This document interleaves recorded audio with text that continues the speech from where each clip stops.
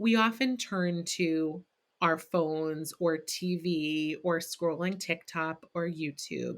That's not relaxing. That is tricking our brain to a temporary state of lower distress. What if there are things we never had the opportunity to learn? We've all been to school or training, but there are things they never taught us that actually make a powerful difference in life. I'm here to share with you all the pieces you've been missing: mindset, health, success, and more. And we'll all learn together from guests along the way. We may not have learned it the traditional way, but oh my goodness, let's keep learning how to do things differently. Welcome to another episode. I am excited about this one because we're talking about burnout. And maybe that's a strange sentence to say. I'm excited about talking about burnout. However, burnout is a term that we hear and I think believe we understand. But it's also something that we probably think of as happening to someone else, maybe all the overwrought famous actors or something like that. So, if you want to go back in episode 28, Sabrina and I talked about bouncing back from burnout and figuring out your next steps. So, make sure you go back to that one. It will go perfectly well with today's, because today we're going to roll the clock back, I guess, a little bit and see if we can recognize and catch burnout before it happens, because it does happen a lot more than you think. So, my guest today is Robyn Krugman. She's a mom, a New Jersey based therapist, and a coach for therapists. She has over 20 years of experience helping people explore how patterns and behaviors that once served them are now negatively impacting their sense of self and their happiness. Yes. Robyn works with her clients and other therapists to help them learn to listen and trust their feelings and intuition and empower them to make choices that are in alignment with their needs, values, and priorities. She is passionate about not only helping to improve mental health for her clients and the people she works with, but also to make mental health support accessible to the community through podcasts, webinars, and workshops. So here we are. And Robyn and I already talked a little bit, and I could tell that we are going to have fun chatting today. So welcome, Robyn. Thank you so much, Cheryl. I'm so happy to be here. And again, like you said, it's sort of strange to be excited about talking about burnout, but I feel like so many people are struggling and experiencing these vague, amorphous symptoms that they're just kind of saying, I don't feel good. I don't feel right. I don't feel like myself. And I think it's going to be so important to be able to give some actual language and some things that people can do to help them kind of find their center or find themselves again. I agree completely. So common, and maybe it's mild if that word works, and we might not even understand. So, you're a therapist and a coach. So, tell us how you ended up Yeah. doing what you do. Well, it's actually a funny story because there's a lot of burnout stories that have weaved in through this course. You know, starting out, I always knew that I wanted to be a helper to help people, and fell into social work. And I love being a therapist. It really, I know that this is what my purpose is. I'm supposed to do this. And the burnout rate of therapists is so incredibly high. And so, in the midst of experiencing my own burnout, which was not pretty, that in the midst of kind of running my practice and being successful in that, I came home one day and said to my husband, I'm burning it all to the ground. I can't do this. I don't want to do it. I'm just going to quit. I'm going to shut my practice. And that was devastating to feel that way, because something that I've worked so hard to build and establish, and all of my years of training and all of that, and then to feel so done and depleted that I said, I'm going to burn it to the ground. That makes no sense. And so in this place of burnout, I was so fortunate. My kids were away at summer camp when things kind of were at their worst. So I actually had some time to rest, to reset, to regenerate. And that was a privilege that I know most people actually do not have. But in that, I kept thinking, well, if this is happening to me, this is happening to other people. And how did I get here? And no one told me. No one said, oh, looks like you're a little burnt out. Looks like you're doing too much. Looks like you're not doing enough for yourself. And so in the midst of my burnout, I thought, how can I help other therapists prevent what I'm going through right now? And so that's where my take control of your practice business emerged kind of through the process of my own journey. Such a powerful story. And I always find, I was like about to beat on my desk to emphasize. I always find that when there's something that happened to us in our own journey, and that is what helped us create whatever it is that we do now, that is Mhm, always the most powerful. Even if you think mhm. about big names in self-help like Brene Brown and Mel Robbins, they'll Sure. all everyone will say, I went through whatever and this is what Yeah. I created.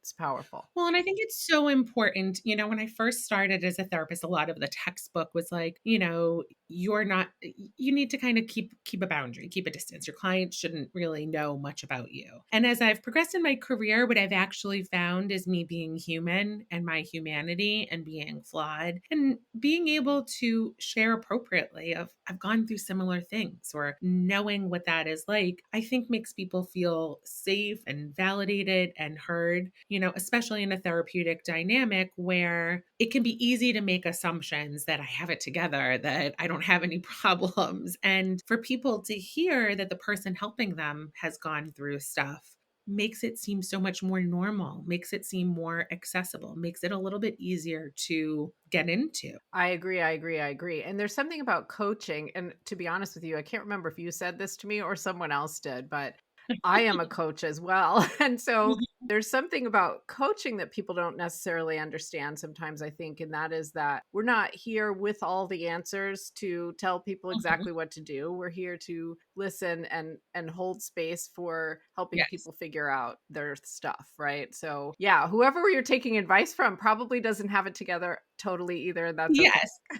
But I love what you just said, and I think that that is so true, that I'm not the expert on your feelings or someone else's experience, and to be able to help empower, my clients, are your listeners, to be able to say, "Oh, something's happening inside. Let me listen to it. Let me pay attention to it. What does it mean for me? What do I need to say or do about this?" Because I think finding that empowerment and that sense of self and that voice makes when you actually do the thing that much more meaningful. I agree. And that is the perfect segue into what we are going to talk about.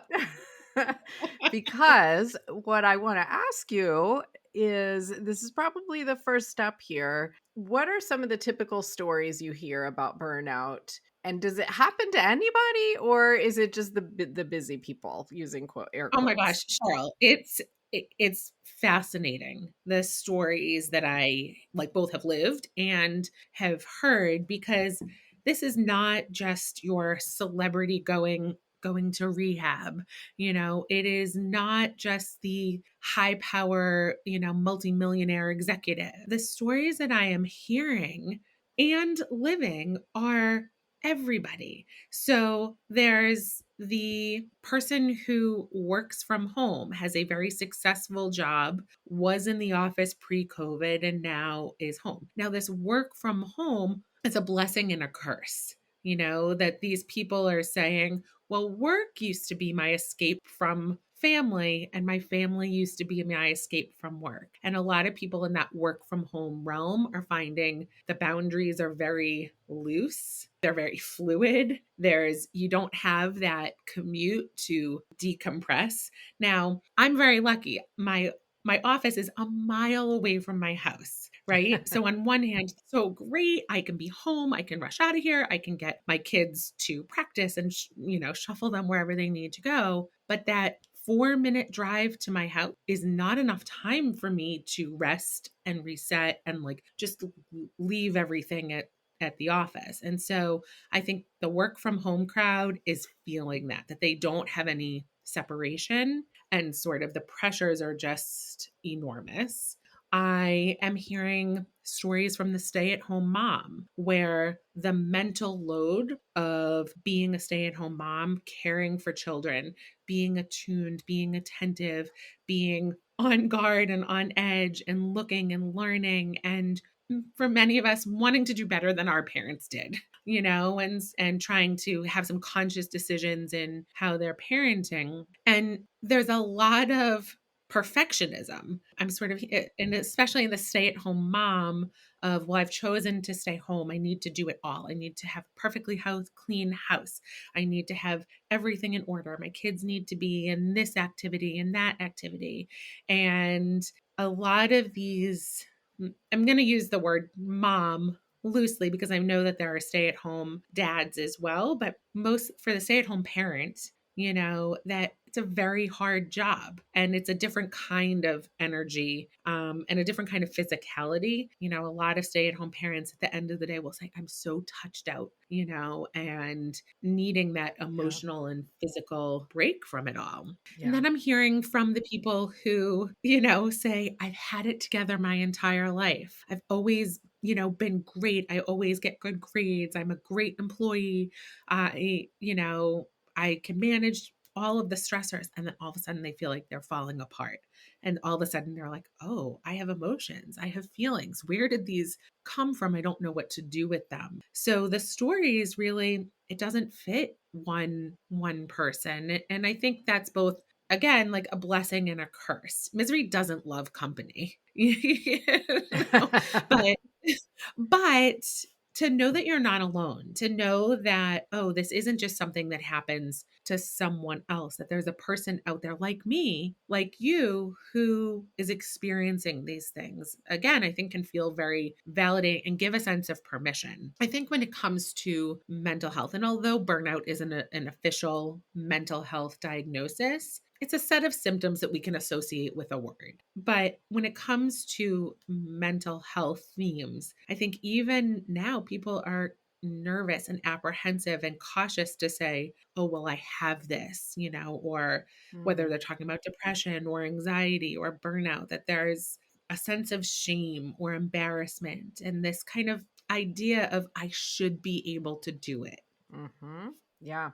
And interestingly, and I hope I didn't just interrupt you, but something else that came to mind with the shame is sometimes I feel like we think, well, I chose this. So Mhm. am I wrong? Like I chose it, so I should be able to do it, you know?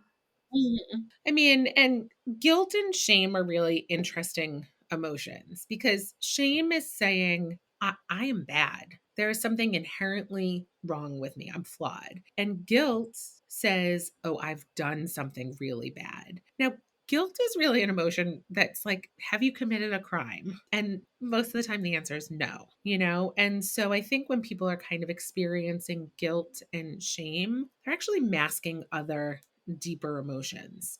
That Mm, those guilt and shame emotions are a little bit easier to express for those things that may be buried a little bit deeper and kind of fueling those feelings. But those deeper emotions actually need a place to be expressed, need a way to have a voice, to have what their impulses, what their urges are, what their needs are. interesting. I agree. Interesting. I Okay. can see your wheels turning and It's true. It's true. It's true. All of that is very interesting, and I like that you. I would challenge anyone who's listening not to feel like they fall into one of the categories you described. Not that they all are in burnout, but that maybe they had a job and now they're at home, or maybe they're staying home with yes. kids, or maybe they're just hitting a point in their career where they're not sure what to do. Like everybody falls into some type of category like that, right? Yes, and I think thank you for saying that because the patterns of burnout, you don't have to fall nice and neat into one of the categories. When we're thinking about what burnout actually is, it is a chronic, long-term exposure to stress. Now, our body is like when we think about stress, our bodies respond to stress as if we're in danger. Hmm. And that's appropriate when we were tigers and cave people. There's danger, you respond, the danger goes away, and you go back to your cave person den. But as human beings, we are not built to endure chronic, long-term, pervasive stress. Yeah. Because what happens biologically when you experience stress, your brain is flooded with stress hormones, which in dangerous situations are needed. It gives you a decision. Do I run? Do I fight? Do I freeze? Do I fight back? And it needs to dissipate. It needs to dissolve through our systems. And when we are in this chronic long-term stress, the stress hormones are continuing to flood our system and can cause so many symptoms that really people just don't feel good. Yeah, and it takes time, right, for some of these Mhm. issues to arise physically that come from stress. I feel like people are like, "Oh, yeah, I'm stressed," but whatever, everybody's stressed. But there are Mhm. manifestations of that over time for sure. Yeah. Well, and I think that's what's kind of sneaky about this idea of burnout is the symptoms are often ambiguous. They if you go to a doctor and say, oh, my back's been hurting, I've been having stomach aches, or I've been having headaches, I'm not sleeping well, the doctor's going to run a series of tests and likely come back and say, oh, we can't find anything, which is both good news and bad news. No one wants to get bad news from a doctor. But at the same time, if you get a diagnosis, then there's something you can do about it. Right. So people often are experiencing so many of these physiological symptoms and unfortunately kind of the medical model then will say, well, you just have to deal with it, right? And I think a lot of medical professionals are well meaning. Get more sleep, eat right, exercise, like those are like Yeah. reasonable things, but to someone who is already maxed out, the idea of meal prepping or the idea of making time to exercise or even saying to someone who's having trouble sleeping, well, you've got to get better sleep. It's like, obviously, I need more sleep. And so, what is happening to people in their bodies then is just being left as well, like, this is just a moment. You're probably stressed. You'll get through it. Where Mhm. I think a lot of these people who are experiencing these signs of burnout really need some help and support to shake things up so that they can feel better. Yeah, I agree. Everything.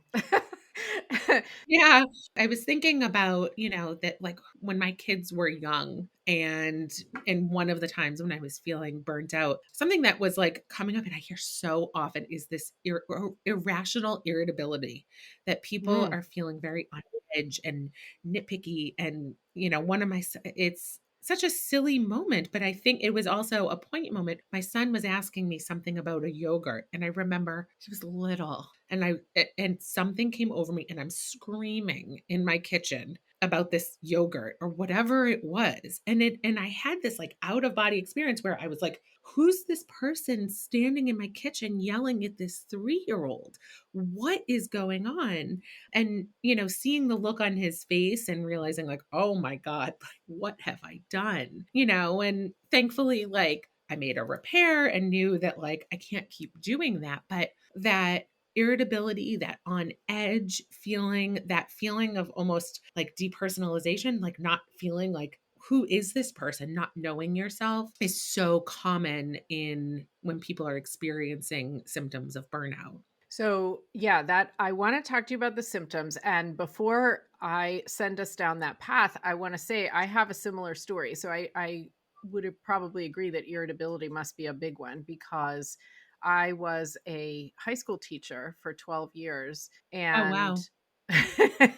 and that's been it's been years since then now. I can't remember how many years since then, but I loved the classroom. Mhm. Well, gee, I love teaching. I love talking to people and explaining things. There's a shock. And at the same time, in the last few years, I could tell I was hitting burnout. And I Yeah. used to joke and say, I don't want to be like the gray-haired, angry teacher yelling at Oh, everyone. And I was yes. joking and not, if you know what I mean, because I could Mhm. tell that with my family in particular, I was like on edge really quick and easy about things that Mhm. didn't need to be. It's exactly what you're Yep. saying. And it was telling me something was going on. So there's one, but what I wanted to ask you is tell us some of the signs. So what should we look for? This irritability clearly, yes. Are there others Yeah. as well? Yes. Yes, there are. So, irritability, feelings of disconnectedness. kind of being with people where you normally feel close or connected and just feeling space and distance, a little disconnected, perhaps even apathy, not wanting to spend time Mm. with people, not wanting to be around them as often. And I think that both of those things, like the disconnect and the apathy, kind of funnel into feeling lonely, feeling a little bit isolated, and so those things, when you're in a space where you have a family or you have this job or a partner or friends and you're standing there and feeling like a stranger is so sad.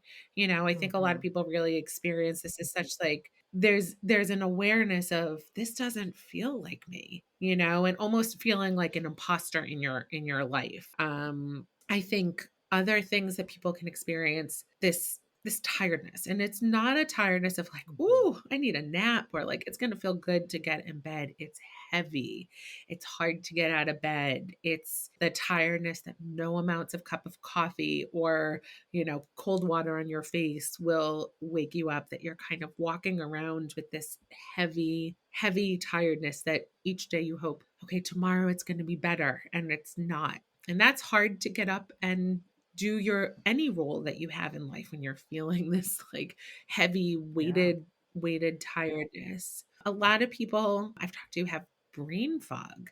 They'll say, I'm doing things and kind of forgetting things, and things that are like not dangerous, but like, oh my God, I left this oven on again, or I left my car running 4 times this week, seeming really spacey, forgetful. I can use myself as an example. When things have not been great for me, I lost a stroller. I left it somewhere and couldn't figure out where where I left it. I left my keys in my car. Would I'd leave my front door open with the keys in my front door. Oh my gosh, And I so did that these once. things these things these things, and I have to laugh because my husband would come home and be like, Did you not see the door open?" I'm like, "Oh, I had no idea." And so people just feeling very out of sorts. I think the other kind of things, and sort of all of these things happening where people are saying, "That's not me. I don't know Mm. what's happening." It then kind of funnels into some like doom and gloom feeling. Oh, I guess this is like what my life is now. I guess this is, oh, like I have kids. Mm. This is what mom must be like. Oh, I'm in my 40s. I guess this is what it's like. And this picture of like it's not going to get better. I guess I just have to take it. But then also feelings of low self-esteem. What's wrong with me? Why am I feeling like this? Why I'm trying X, Y, and Z. I'm trying everything everyone is saying. And what's wrong with me that I feel this way? What's wrong with me that I yelled at my partner? What's wrong with me that I'm like forgetting all of these things? And to start that like game of like blaming and criticizing, it makes all of those other things worse. For sure. Oh my goodness, what a spiral. Yeah. Gut health is such a huge part of living healthy. When I learned that the health of our gut affects our hormone levels, how our digestion works, what we absorb into our body in terms of nutrients, and even how our brains work, I was surprised. Every morning, I started using a Green Gut Glow drink to make sure that I was taking care of my brain, skin, nail, hair, gut, and making sure I get enough veggies because I don't know if I would eat enough otherwise. I have felt a difference minimizing puffiness and bloating for sure. Go have a look at omgteachme.com/recommendations and look for the Green Gut Glow Plus. Okay, so that's a really helpful list. I think if you're listening to this and you're thinking, first of all, let me just make some people feel better because as you were talking about brain fog, I was thinking, well, what about the occasional brain fog? That's not what you're talking about. Like occasionally we forget something. It's not a sign that you're in burnout necessarily. Everyone is human. Everyone is human. Yeah. Yeah. When you said left the car on 4 times, I kind of went, "Oh, okay. 4 times is a lot." Like, now I get it. Yeah, Yeah. that's out of the Pattern. range of kind of, "Oh, everyone gets a freebie." Yeah. Just making the listeners feel better. And Yes. now, at the same time, if you recognize yourself in some of these things, let's not just sit there. Let's talk about what can people do if we sort What to of do, yeah. recognize this. Yeah, what do we do? Yeah. Well, and I mean, I think that's the most so both identifying, that I'm sure there's a lot of people out there that are nodding their heads and saying, "Oh, that's me. Oh, that's me too. Ooh, ooh, you saw me." Uh-oh. You know, uh-oh. So I do want to say the first thing, right, that even though we're talking about this idea of burnout and it's not an official mental health diagnosis, if you are feeling these things, it is still appropriate to seek help. That it is okay to seek help with a therapist and say to the therapist, I don't feel like myself. There are all these things that are happening to me and I don't know what it is, but I need help getting back on track. That's a very reasonable and appropriate thing that a therapist can help with. And I think again, sort of that idea of, well, you can only go to a therapist if you're depressed or anxious or something really bad happened to you. And I would rather people come to me at this point of saying, I'm a little lost. I'm gunky, and I need to get back to myself. I'd rather them come at this point than if things continue to get worse. So the things that people can do, I think the first thing is admitting that you're burnt out, and for a lot of us admitting that may feel like a weakness. It may feel, again, that story of something's wrong with me. Why can't I do this? But for myself and all of the people that I've worked with, when they've actually said those words and said it to someone who cares about them, they feel relief. It feels like this dirty secret that people are carrying around, and secrets are poison. They're toxic. And so to be able to look someone in the eye and say, I can't do this. This isn't working. I need help is empowering. You're then enlisting someone as an ally to help support you. And so that seems very simplistic, but admitting it and letting someone know is really so important. Yeah. Some of the other things that I think, again, like, I don't think anything that I'm going to say is earth shattering, but it's important. And I want to be thoughtful about not saying get more sleep, get more exercise, right? Right. We know these We things, know but we should, how? but yeah. How are you going to do those things when it feels like you don't have anything left? So, one of the things that I think is huge is actually relaxing. So, we often turn to our phones or TV or scrolling TikTok or YouTube. That's not relaxing. That is tricking our brain to a temporary state of lower distress. And listen, I love a good doom scroll, but that is not relaxing. So finding ways of what relaxation actually looks like and feels like for you. So there's so many different things that people find relaxing, but what your system should feel like is settled and calm and easy and being able to breathe deeply. For a lot of people who are burnt out, there's a little bit of hypervigilance. And so our eyes are open and looking and checking. And so relaxing your eyes, letting, that sort of, for some people, closing their eyes and kind of letting that relax. And there's a lot of different tools you could use, progressive muscle relaxation or meditation. But that idea of disconnecting from the screen, especially first thing in the morning and right before bed. That we're all creatures of habit. We all reach for our phone the first thing in the morning, and the last thing we're doing is looking at whatever we need to on our phone. But those two times of day, our brain is the most sensitive. And so even if you can delay getting on the screen, 20 minutes, right? Until you're out of the shower, had your cup of coffee. That's a healthy way to like start your day, get your brain going. And the flip side, at night, actually letting your body decompress and relax, and not have the stimulus and emotional energy, and that nothing good comes of being on your phone right before bed. So I think that is a big piece. I think the other piece of it is stop treating yourself like a productivity machine. Mm. That you are not meant to be on and going and doing 24 hours a day.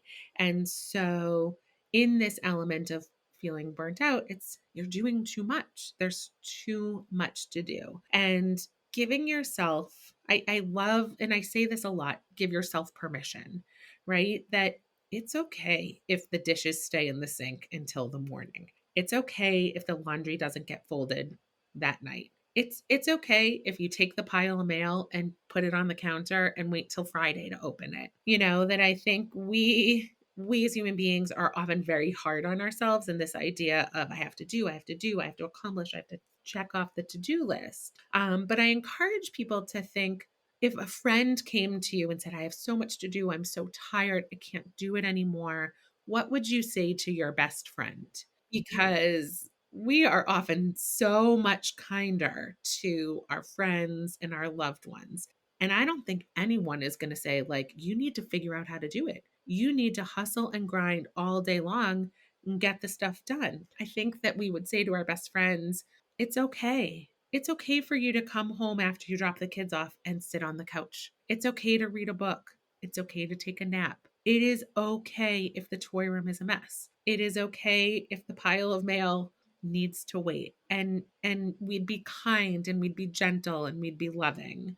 And so thinking of that, treat yourself how you would treat your best friend. Say the things that you would say to your best friend to yourself, and give a little permission and grace that you don't have to be productive at all times. And I think, I mean, I have like a lot more, but I think the two others that I feel like are important, one which I'm going to say three, because I Go feel for like it, because already I'm like, whoa, wow, whoa. Okay, keep like going. like I'm like, I want to tell everything, but I'm also like, slow down, simmer down.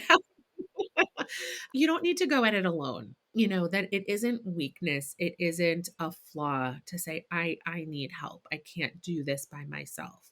And so that may be going to your boss or manager and saying, I'm really having a hard time. I need some support right now. Or to be able to delegate projects and say, I need my staff to help me, to ask our partners for help. And again, I like to use myself as an example because I've lived it. Yeah. When I was a stay at home parent, I thought I had to do it all. I created this story that I'm the stay at home parent. So my job is the kids and the house. Now, any parent knows that like staying on top of everything, somehow it doesn't happen. You say, "Oh, I'm going to clean," and you can't clean. And I remember saying to my husband, crying because I thought I had failed, that I had like really like disappointed him and our family. I said, I think we need a cleaning lady. I can't do it. And he looked at me, he said, finally, I've been waiting for you to say okay to this. I've been suggesting it the whole time. And to me, it was this like vulnerable moment of, I can't do it. But being able to say to him, I can't do this alone, and having him be an ally and a partner for me was so helpful. So, turning to your friends, your family, seeking out a therapist, all really, really healthy things to do. And this sounds counterproductive, but actually scheduling time for you, not just saying, oh, I need some me time, I need some quiet time. Like putting it on the books, the calendar, Yeah. the family calendar, the post it note spreadsheet, whatever system you use, but making that as a non negotiable part of your week. because if you don't put it on there, it is really easy to put everyone else's needs first. And, sort of that age old metaphor of you've got to put your oxygen mask on first. And if you're not taking Yes. care of you and you're not putting on your oxygen mask, you cannot continue to show up in the world the way that you need to. So, scheduling your you time. And I think lastly, like this is a little silly, but also true. We all know about FOMO, the idea of like fear of missing out. But I think that there is the flip side of that, JOMO, the joy of missing out. Ooh. Feeling okay saying no, giving yourself permission to not go to that social event or not sign your kid up for the 700th activity or not taking on another project. That there is something really powerful and wonderful about being able to say no and listen to yourself and trust what your needs are. So I think that JOMO one also feels very, very important to be able to just slow down and slow down the pace a little bit and trust and listen that you don't have to say no forever, but you can say no for right now and take care of yourself. And when you're ready and it feels right, you can say yes. Yeah. How I often let people know, right? That like when you want to do something, when it's a yes, it feels good. A yes should be a hell's yeah. Yeah. And a yes is like butterflies of excitement, energy, smiling, like wanting to go and do it. When your body says no, it feels sunken. It feels your palms are sweaty. You have a stomach ache. You start overthinking about all of the different parts of it. It feels icky and gross. Your body tells you. And so it's really important to listen to that and trust it to be able to know when it is okay to say no. Small actionable steps that you can take to rest and reset and get your nervous system grounded.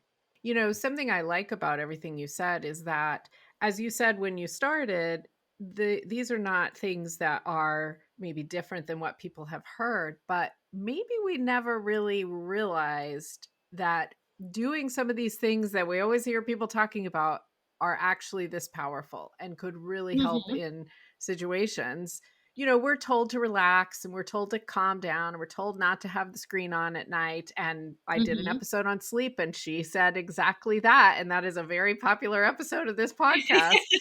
So I fully get it. And at the same time, maybe we're like, yeah, yeah, yeah, okay, I'll do that when I can. And we don't put it together that these things really can help when we're in a situation in life where we're approaching burnout. And so I Yeah. appreciate that you kind of made that connection. I think the final thing that I want to say is if you're taking steps to remedy the feelings of burnout, there is another side. There is when you come through this, that those feelings of doom and gloom and this is going to be my forever and I don't know how to get unstuck. It makes sense that you would feel that way.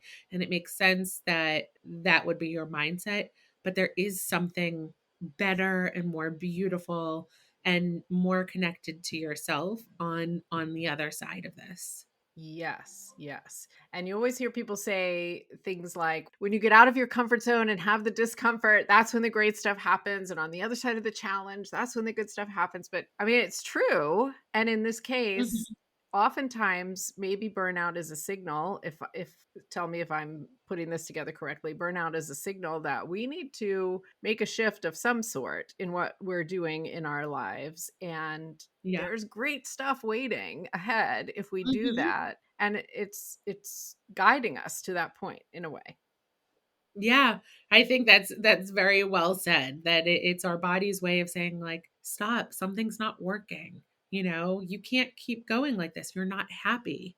You're not feeling good. You're not feeling connected. We've got to make some changes.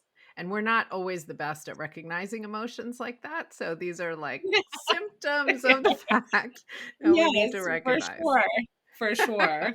Awesome. Well, there's been so much here, and We'll see what I end up entitling this episode, but as you were talking about relaxing, I'll tell you what, that phrase that we're treating our bodies like productivity machines, we need to relax to get through this. That's really sticking with me, and I think that's going to Mm. stick with a lot of people for sure.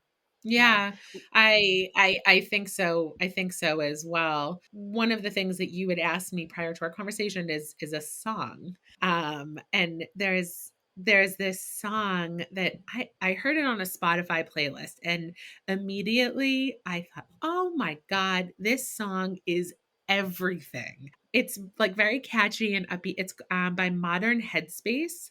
It's called Step Into My Power. And there's a line in it that says, focus deliberately and create a life I don't want to escape. And I love that.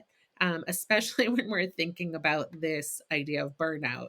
You know, people are saying, I don't, this life is terrible. I don't want this. Like, what am I doing? And so thinking about that idea of creating a life you don't want to escape is so powerful, and can help set the stage for people to make some positive changes and healing in ways that are going to feel better and more vibrant and alive, and a life worth living.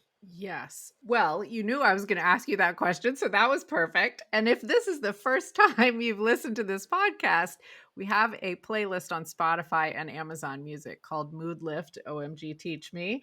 And I will add that song this week. I'm excited to listen to it because I have not heard of it before. And, when I started doing this playlist, it's been such a fascination because only once or twice ever has there been a repeat. Everybody says such different things, which makes the playlist totally fascinating. Let's kind of let that be your mic drop, that it is possible to have a life that you don't want to escape from. And Mm-hmm. I am very familiar with the negative voice in my own head. And I will tell you, just because any of you have a negative voice in your head saying this stuff, it's normal. But what the negative voice might say when Robyn said that is, well, that's easy for you to say, or something along those lines. But it Mm-hmm. can be small things too, right? Like maybe you make some Yeah. small changes and there's parts of your life that you really love, and then it can grow and then it Mm-hmm. can grow. And I love it. Okay. So, how can people connect with you?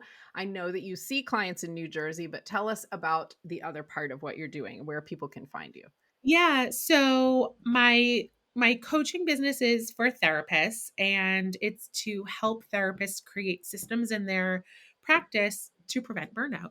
And as therapists, we have a lot of clinical training, and we're not really trained how to run our practices like a business. And so helping you to put some guardrails in place to protect your time, your freedom, and your financial stability. And you can connect with me at takecontrolofyourpractice.com. That's probably the best way. And I have a 6-week program coming up to help support therapists who want to put the guardrails in to prevent burnout. Awesome. Well, Robyn, thank you. I have so enjoyed talking to you. I've been nodding my head the whole time like a oh, what do you call it? A bobblehead.